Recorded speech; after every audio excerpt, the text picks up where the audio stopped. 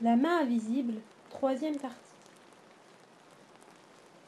Surpris par la tempête, le navire de la famille s'est brisé sur des récifs. L'équipage a abandonné le bateau. Munis de quelques vivres, ils ont pu gagner la côte d'une île déserte sur un radeau de fortune. Dans les branches d'un grand arbre, ils ont construit une maison. Plusieurs mois se sont écoulés. La main de Dieu les a gardés et comblés de bénédictions. Mais la saison des pluies est arrivée. Les garçons étudient et chacun s'occupe au mieux. Les semaines passent et un jour, le soleil réapparaît dans un ciel sans nuages. Quelle joie! C'est merveilleux! À la pluie succède le beau temps et toute la nature est en fête. La famille est anxieuse de voir comment leur campement au bord de la mer a supporté le déluge. À leur arrivée, Oh non, quel dégât! La tente renversée, les provisions éparpillées, tout est saccagé. J'ai une idée, papa. Si nous creusions une cavité dans la falaise, nos affaires y seraient à l'abri. Très juste. Commençons tout de suite. soudain, Papa, ma barre de fer est passée à travers. Je l'ai entendu tomber de l'autre côté. ils unissent leurs forces afin d'élargir le trou. Le père passe la tête pour regarder, mais Papa, qu'y a-t-il? Il s'est trouvé mal. J'aurais dû me méfier. C'est l'air vicié de ce trou qui m'a étourdi. Te sens-tu mieux à présent? ils font brûler de la paille à l'intérieur de la cavité pour purifier l'air. Allez, va chercher des bougies pendant que j'élargis l'ouverture. Soyez prudents. Enfin, l'entrée est assez large. Ce qui s'offre alors à leur vue les émerveille. C'est immense. Regardez ces énormes stalactites qui pendent à la voûte. Nous pourrons en faire un vrai château. Dépêchons-nous de déménager. Avec beaucoup de précautions, la famille explore la caverne. Nous sommes allés assez loin. Il y a suffisamment de place pour nous, les animaux et les provisions. Retournons à la maison et préparons un plan. Découper des ouvertures dans la falaise et y placer les fenêtres rapportées du bateau, diviser la caverne en plusieurs appartements et dépendances, les occupe pendant plusieurs semaines. C'est merveilleux. J'ai l'impression d'être une reine qui admire son nouveau château. Papa, regarde la mer qui bout. C'est un banc de harengs! Vite! Attrapons-les pour les saler! Une troupe de phoques suit les poissons. C'est bon le phoque, papa? Je n'en ai jamais mangé. Mais la peau donnera sûrement du cuir et la graisse de l'huile pour nos lampes et du savon. Quelques semaines plus tard, Le bétail et la basse-cour augmentent rapidement.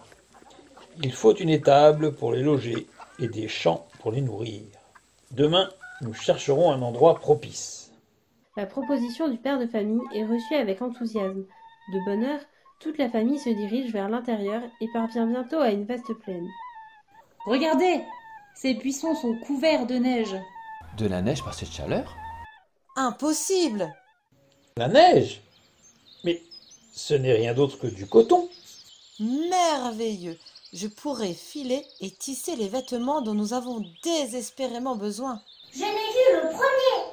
Tandis que les garçons récoltent le coton, les parents montent jusqu'au sommet d'une petite colline. Voilà l'emplacement de notre ferme. Des pâturages, un cours d'eau et des arbres pour de l'ombre. C'est idéal. En quelques jours, ils construisent l'étable, le poulailler et une pièce où ils pourront loger lorsqu'ils en auront envie. Mais comment empêcherons-nous les bêtes de s'éloigner? Eh bien, j'y ai pensé. Cette petite jungle de bambous ferme la plaine sur 3 côtés. Quant aux rochers, quand j'aurai terminé les semis, nous irons les explorer pour voir s'il y a des issues à fermer. Mais il leur faut plus de temps que prévu pour défricher, labourer et semer. Harassée mais satisfait, la famille regagne la caverne. Je crois que je pourrais dormir une semaine entière. Nous avons vraiment travaillé dur. Reposons-nous maintenant. Mais le lendemain, de bonne heure, les garçons, déjà frais et dispos, reviennent en courant d'une promenade. Papa! Maman! Il y a un énorme monstre échoué sur l'îlot. C'est une baleine. Qu'allons-nous tirer de cette carcasse, papa? Eh bien, la graisse fournira un énorme stock d'huile pour les lampes. Les os et les fanons sont aussi très utiles, tu verras. Il faut plusieurs jours pour découper la graisse et la faire fondre. Pouah, quelle odeur abominable! Enfin, c'est terminé. Un bon bain et des vêtements propres les débarrassent de l'horrible odeur. Quelques jours plus tard, ils partent pour la ferme. Quel spectacle! C'est un vrai champ de bataille. Qui peut avoir causé tous ces dégâts? Des singes. Il n'y a que des singes pour faire ça. Ils ont mis en fuite tous les animaux. Quel travail pour les retrouver. Je peux te dire qu'ils ne recommenceront pas. Ils vont chercher des calebasses, des noix de coco pour faire un piège dans un bouquet d'arbres près de la grange. Au petit jour, ils sont alertés par les cris annonçant l'approche des animaux.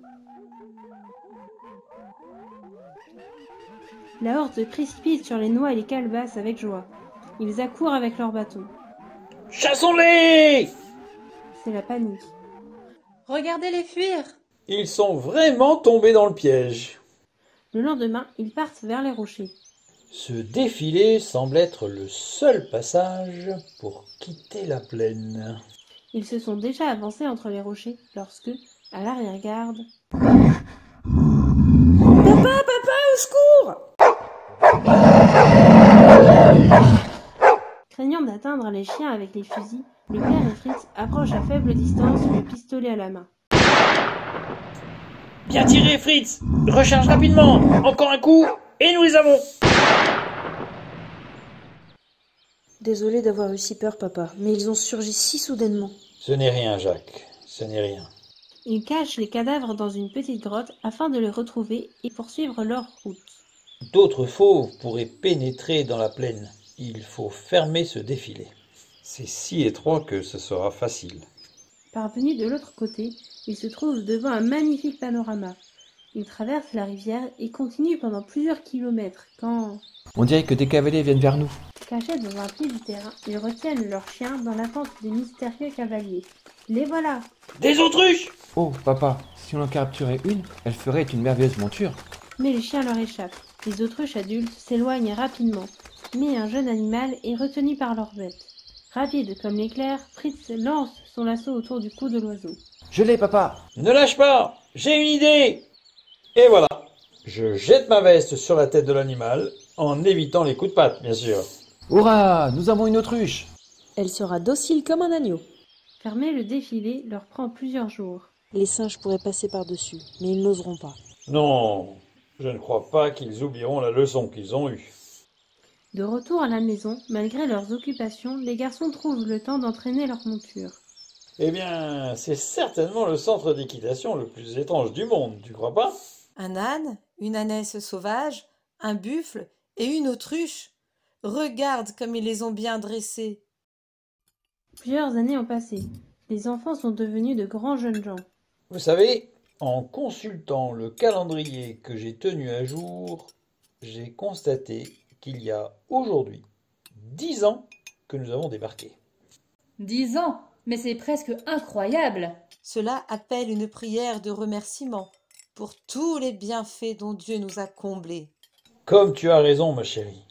Dieu nous a protégés au milieu des dangers de cette terre sauvage et il a pourvu à tous nos besoins avec fidélité. Quelques jours plus tard, Tu travailles si longtemps en secret, Fritz, que notre curiosité est excitée. C'est un kayak. Je comptais le lancer demain et vous en faire la surprise.